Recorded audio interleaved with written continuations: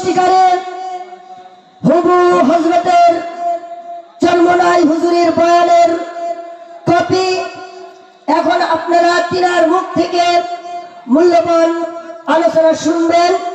এখন আপনাদের সম্মুখে মূল্যবান কোরআন আল হাদিস থেকে আলোচনা করছেন মাওলানা হযরত মাওলানা হেলাল উদ্দিন জয়নগরী ভোলা বরিশাল। হযরতকে আমি তিনার মহামূল্যবান আলোচনার জন্য সবিনয় অনুরোধ করছি।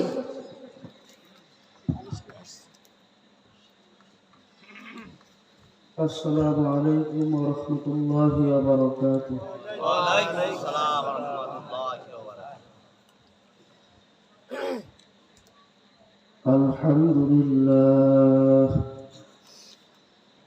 আলহামদুলিল্লাহ নাহমাদুহু ওয়া নাস্তাঈনুহু ওয়া নাস্তাগফিরুহু ওয়া নু'মিনু বিহি ওয়া নাতাওয়াক্কালু আলাইহি ونعوذ بالله من شرور أنفسنا من يهده الله فلا مضل له ومن يضلله فلا هادي له ونشهد أن لا إله إلا الله وحده لا شريك له ونشهد أن سيدنا ومولانا محمدا عبده ورسوله أما بعد فأعوذ بالله من الشيطان الرجيم بسم الله الرحمن الرحيم يا أيها الذين آمنوا صلوا عليه وسلموا تسليما محبة الشهيد الشريف اللهم صل على سيدنا ونبينا وشفيعنا وحبيبنا ومولانا محمد صلى الله عليه وعلى آله وأصحابه وبارك وسلم اللهم صل على سيدنا ونبينا وشفيعنا وحبيبنا ومولانا محمد صلى الله عليه وعلى آله وأصحابه وبارك وسلم اللهم صل على سيدنا ونبينا وشفيعنا وحبيبنا ومولانا محمد صلى الله عليه وعلى آله وأصحابه وبارك وسلم أعوذ بالله من الشيطان الرجيم بسم الله الرحمن الرحيم وما خلقت الجن والإنس إلا ليعبدون صدق الله مولانا العظيم শুকরিয়া আদায় করতেছি মহান রব্বুল আলামিনের দরবারে। রব্বুল আলামিন দুনিয়ার সমস্ত ঝামেলা থেকে পরিত্রাণ দিয়ে এই গভীর রাত্রে নায়রা ফাতেমাতুজ জোহরা রাদিয়াল্লাহু তাআলা আনহা মহিলা কওমি মাদ্রাসা হাফিজ মাদ্রাসার উদ্যোগে একদিন ব্যাপী ওয়াজ মাহফিল হালকায়ে জিকিরে সমাপনী অধিবেশনে আল্লাহ আমাদের বসার তৌফিক দান করছেন। এই জন্য অন্তরের অন্তরস্থল থেকে শুকরিয়া আদায় করি আলহামদুলিল্লাহ। আলহামদুলিল্লাহ। এই মাহফিলের উদ্দেশ্য কি? এই মাহফিলগুলো দেশব্যাপী চলতেছে, একমাত্র উদ্দেশ্য হলো আল্লাহ বলা মানুষগুলোকে আল্লাহর সাথে জুড়ে দেওয়া। রাত্র অনেক হয়েছে, মুখতাসার ভাবে কিছু কথা বলবো। আমলের নিয়তে দেল থেকে শোনার অনুরোধ রইল। যতক্ষণ বৈশা থাকবেন সময়কে অহেতুক নষ্ট না কইরা খুব দিলের কান দিয়া শোনার চেষ্টা করবেন। আর দোয়া করতে থাকবেন রব্বুল আলামিন যেন এমন কিছু কথা বের করে দেয় যেই কথার মাধ্যমে আমি সহ আমাদের সবাইকে এই কথাকে নাজাতের ওসিলা হিসেবে রব্বুল আলামিন যেন কবুল করে দেয়। আমিন। বাজার দুনিয়ার হাকিকত না জানার কারণে কি ভাই একবারই যা করার একবারই করে দেবে, কথার ভিতরে আল্লাহ রাসূল করা যাবে না।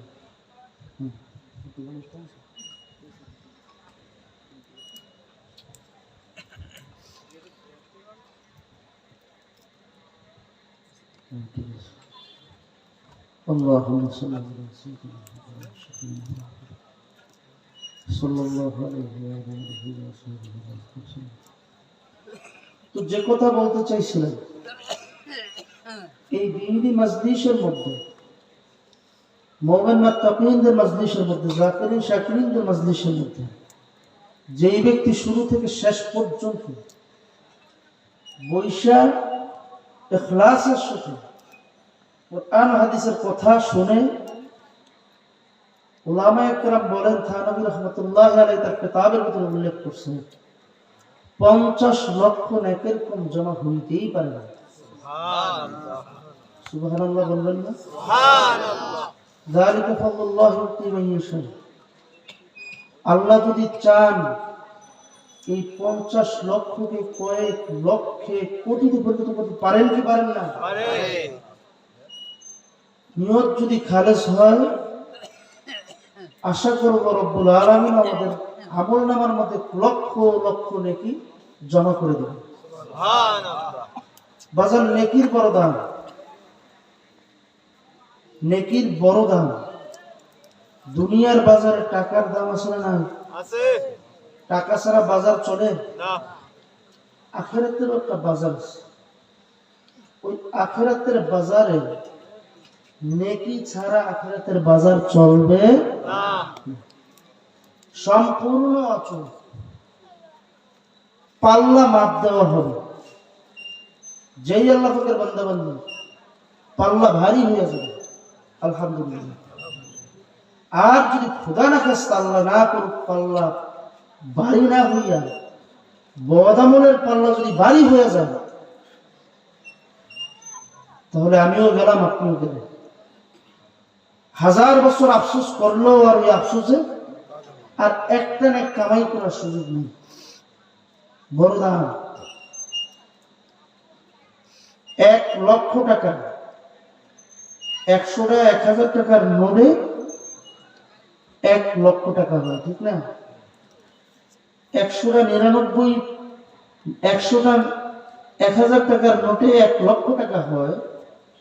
99টা 1000 টাকার নোট আর 9টা 100 টাকার নোট, আরো 99 টাকা।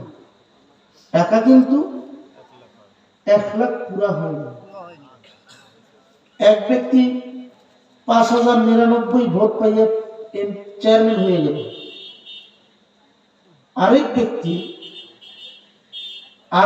তার নিকটতম প্রতিদ্বন্দ্বী, সে 5095 ভোট পাইয়া ফেল করল।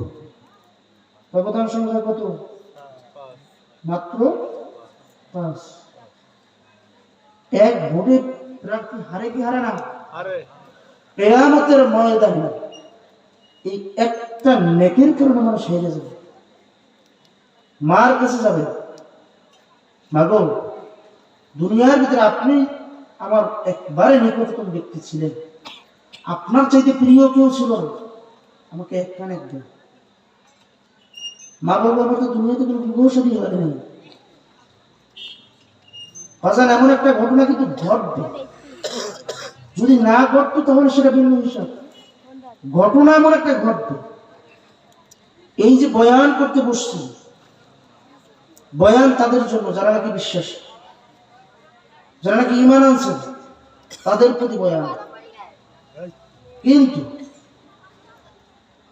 যারা মানুষের শুরুতে আছেন কিন্তু ইমানের প্রতি তাদের তেমন কোনো তোয়াক্কা নাই, বিশ্বাস তেমন নাই, সন্দেহের উপর সব চলে। কবরের রাজা ভয় কি হয় না, জান্নাত আছে না না, পুনরায় আরেকবার জাগবেন, মালিক আবার আমাদেরকে জীবিত করবেন, পুনরুত্থান ঘটবে কি ঘটবে না, এই নিয়ে যাদের সংশয় আছে তাদের প্রতি আমার কোনো বয়ান নাই। বয়ান তাদের জন্য যারা বিশ্বাস করছে। আর আমার মালিকও সব জায়গায় মুমিনদেরকে ডাক দিয়ে বলতেছে, ইয়া আইয়ুহাল্লাযীনা আমানুত্তাকুল্লাহ। মুমিনদেরকে ডাক দিয়ে বলতেছে, হ্যাঁ মুমিনেরা, আল্লাহকে ভয় করো, আমি মালিককে ভয় করো। আল্লাহ মানুষ খাস শুধুমাত্র আমভাবে মানুষকে বলেন, এখানে খাস ভাবে মুমিনদেরকে বলছেন, যারা নাকি ইমানদার, যারা নাকি ইমান আনছে তাদেরকে বলছেন। এই মাহফিলের প্রয়োজনীয়তাও তাদের জন্য। আর এই মাহফিল থেকে যেই আল্লাহ পাকের বান্দাবান্দীদের ভিতরে ওই ঈমান মজবুত হয়ে গেছে, যাদের ভিতরে বুঝ আসছে যেন আমার মালিককে পাওয়া লাগবে, মালিককে রাজি খুশি কইলে তার কবরে যাওয়া লাগবে। কবরে কোনো দলের দলাদলির পরিচয় নেই, আমি কোন দলের লোক, কোন মতের লোক, কোন পীরের মুরিদ, এমন কোন বাস কিছু কবরের ভিতরে নেই। সেই হিসেবে যারা নাকি যাদের ভিতরে বুঝ আসছে তারাই মাহফিলে চলে আসছে, আর যাদের ভিতরে বুঝ আসে নাই তারা মাহফিলে আসতে পারে না। আর এই বুঝের জন্যই কিন্তু মাহফিল। যারা মানুষ তারা বুঝবে, যারা মানুষের সুরাতে পশু তারা বুঝবে না। বলতে পারেন হুজুর মানুষের শুরুতে আবার পশু হইল কিভাবে? এ প্রশ্ন জাগে কি জাগে না?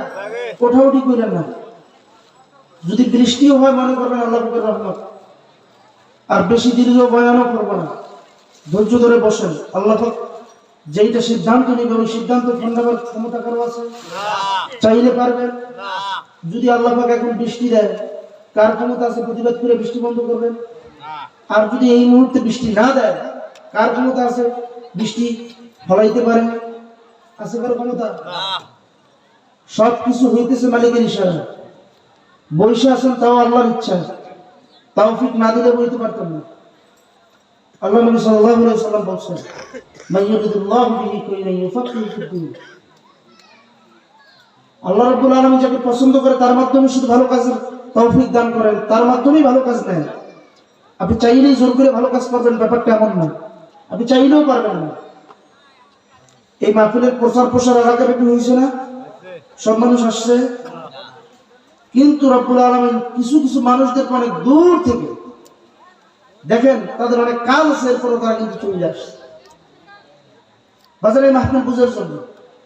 মানুষের শুরুতে যারা নাকি পশু তারা কিন্তু বুঝবে না। বলতে পারেন মানুষের শুরুতে পশু হয় কিভাবে?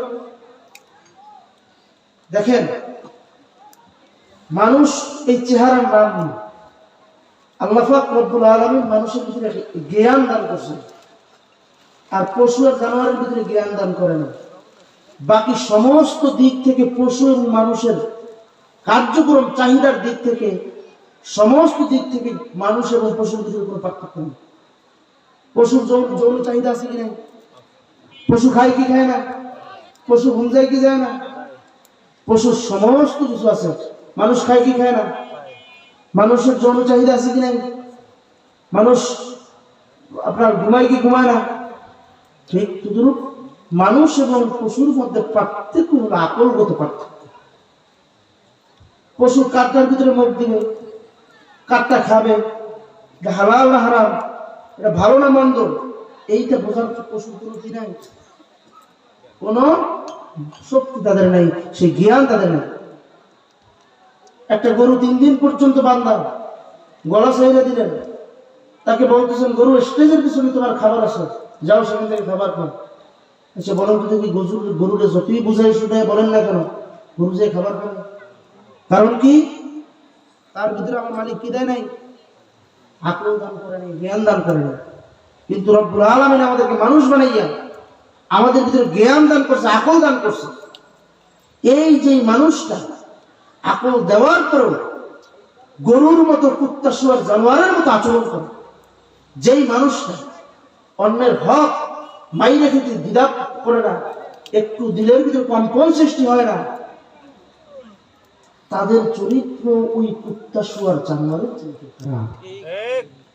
একটা গরু, একটা পশু, সে যৌনচার করলে সে একটা পুরুষ আর একটা কি মহিলা, এটা কিন্তু বাইসা নেই। আর বর্তমান মানুষ এত নিকৃষ্ট হয়ে গেল, মানুষ পুরুষে পুরুষে একক মানে সমলিঙ্গে যৌনতায় লিপ্ত হওয়ার জন্য আজকে সেই প্রক্রিয়া বিভিন্ন জায়গায় চলতেছে, এবং রাষ্ট্রীয়ভাবে সেরকম একটা অনুমোদন দেওয়ার জন্য এটা আইন করার একটা নীল নকশা ষড়যন্ত্র চলতেছে।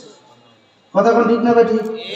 এই আইন যদি হয়, এই চরিত্রটা কি মানুষের না পশু?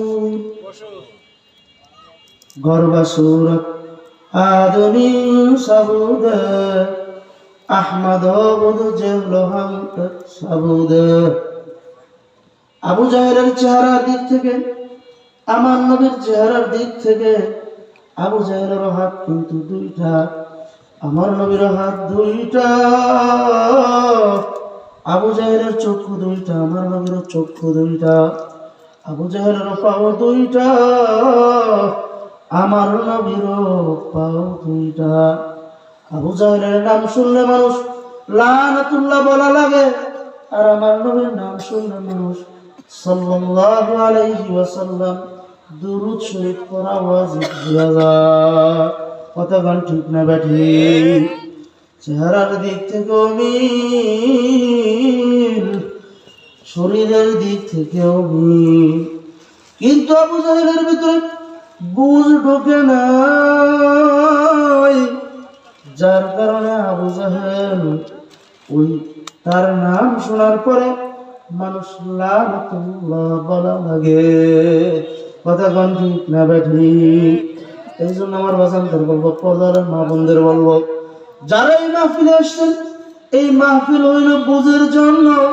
এই মাহফিলের উদ্দেশ্য আল্লাহ বলা মানুষগুলা যাতে আল্লাহর সাথে মিলে যাইতে পারে। বাজান বয়ান তাদের জন্য যারা নাকি আমার মালিককে বিশ্বাসের মতো বিশ্বাস করছে। আমি যে আয়াতখানা তিলাওয়াত করলাম, আমার মালিক ডাক দিয়া বলতেছে, রে মানুষ, আমি তোদেরকে দুনিয়ার ভিতরে ওয়াহিদ পাঠাই নাই, আমি গোটা দুনিয়ার সমস্ত মাখলুককে তোদের গোলাম হিসাবে বানাইয়া দুনিয়ার ভিতরে পাঠাইলাম। আর মানুষ, তোদেরকে আমি পাঠাইছি ওয়ামা খলাকতুল জিন্না ওয়াল ইনসা ইল্লা লিয়াবুদুন, একমাত্র আমার গোলামি করার জন্য, আমার দাসত্ব করার জন্য তোদেরকে দুনিয়ার ভিতরে পাঠাইলাম। তোরা আমার গোলামি করবি, আর তামাম দুনিয়ার যত মাখলুক আছে, সমস্ত মাখলুক মানুষ তোদের গোলামি করার জন্য আমি সৃষ্টি করলাম। أخلق لكم ما في الأرض جميعا, तमाम দুনিয়ার সমস্ত মাখলুক তোমার গোলামি করবে, तमाम দুনিয়ার সমস্ত মাখলুক তোমার দাসত্ব করবে। অজন্তা খাইয়া দেখেন, একটা গরু যদি দুনিয়ার ভিতরে না থাকে, মানুষের কি ক্ষতি?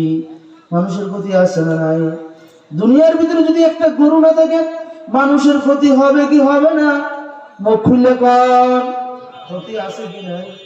কিন্তু একটা গরু যদি গোটা দুনিয়ার ভিতরে না থাকে, গরুর কি ক্ষতি হবে? গরুর কোনো ক্ষতি হবে? গোটা দুনিয়ার ভিতরে একটা গরু যদি না থাকে, গরুর কোনো ক্ষতি নাই। গরুর থেকে আমরা উপকৃত হই। তামাম দুনিয়ার যত মাখলুক, সমস্ত মাখলুক থেকে মানুষ উপকৃত হয়। তামাম দুনিয়ার কোন মাখলুক যদি না থাকে, মাখলুকের কোনো ক্ষতি নাই। আসমানে সূর্য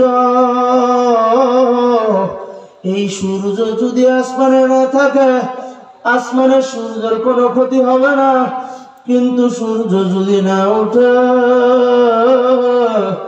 মানুষ চলতে পারবে না, মানুষের ফসল হবে না, মানুষের চলতে কষ্ট হবে, মানুষ দুনিয়ার ভিতরে বাঁচতে পারবে না। আমার মালিক বান্দা বান্দির জন্য সমস্ত সৃষ্টি, সমস্ত মাখলুক তৈরি করে দিলেন, আর বান্দা বান্দিদের বানাইলেন। এ বান্দা বান্দিরা শুইনা রাখ, আমি তোদেরকে বানাইলাম একমাত্র আমার গোলামি করার জন্য। দুনিয়ার ভিতরে আমার গোলামি না কইরা যদি আমার নাফরমানি কইরা আমার কাছে আসস, আমি মালিক আর তোকে চিনব না।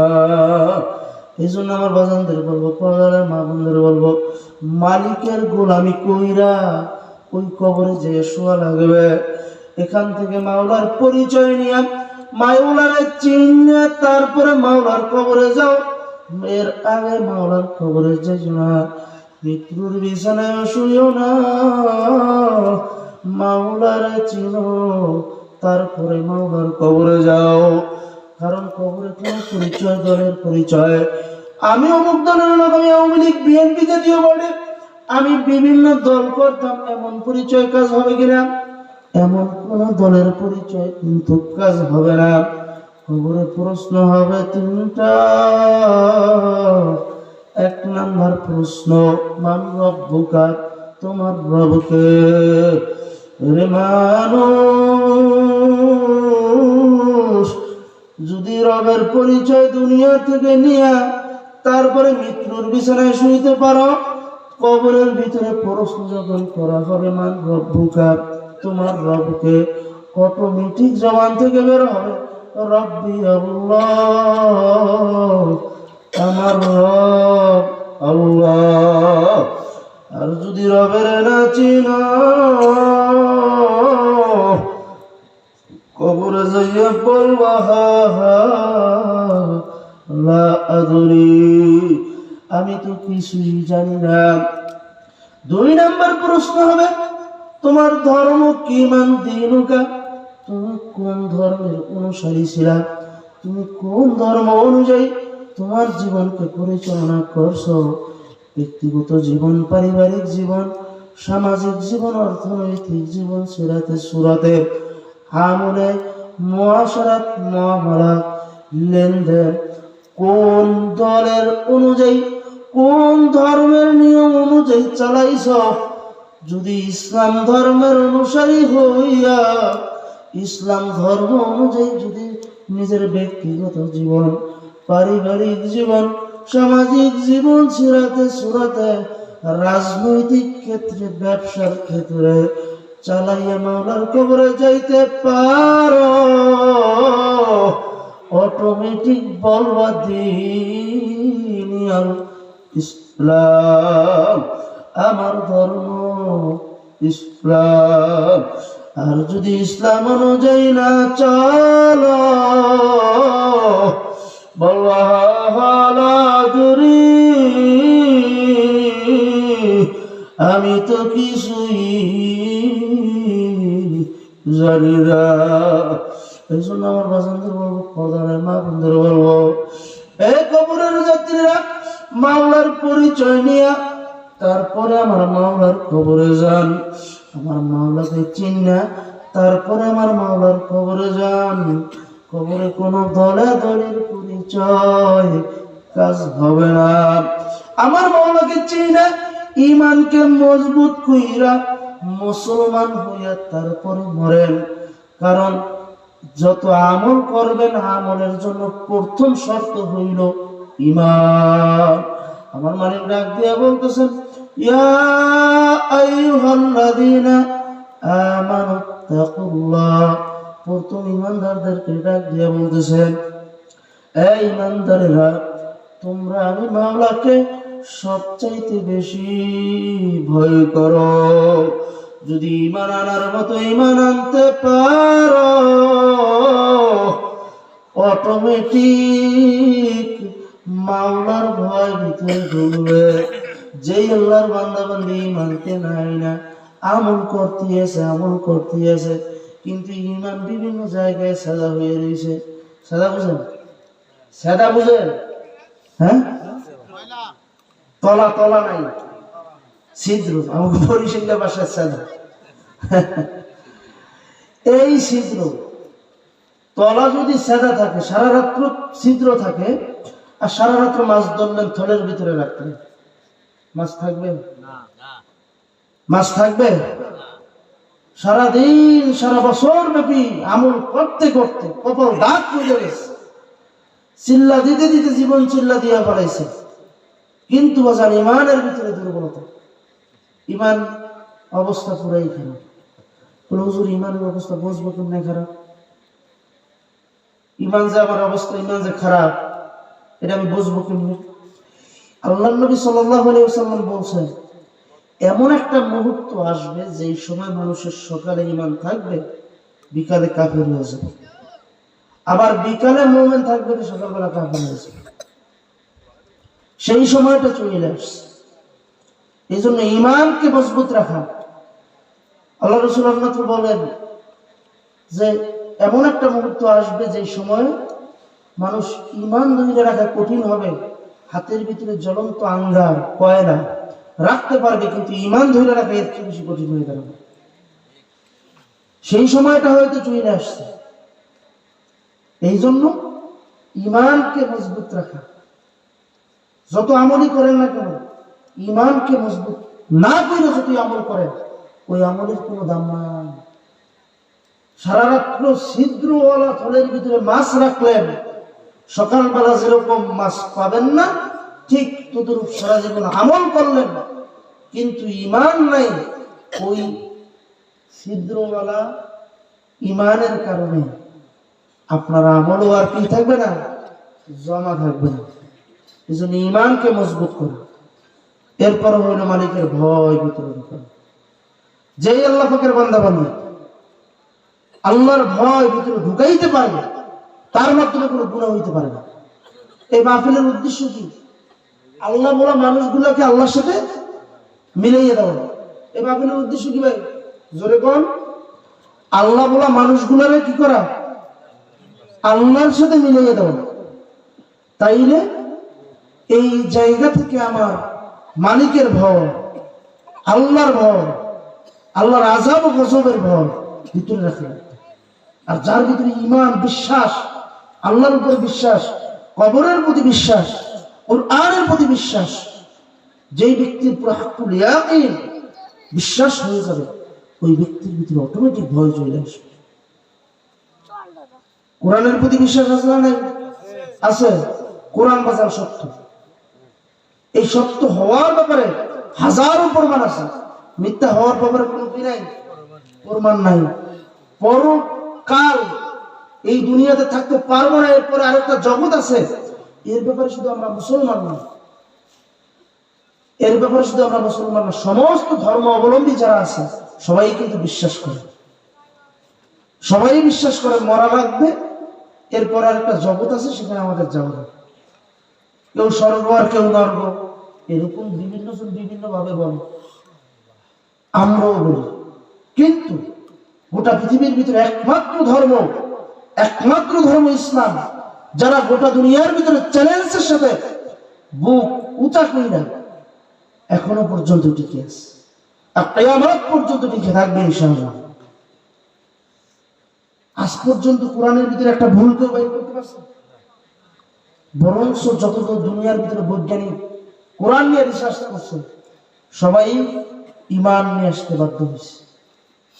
আপনারা জানেন, মরিস বুকাইলি বিশ্বের ভিতরে এক অন্যতম বৈজ্ঞানিক।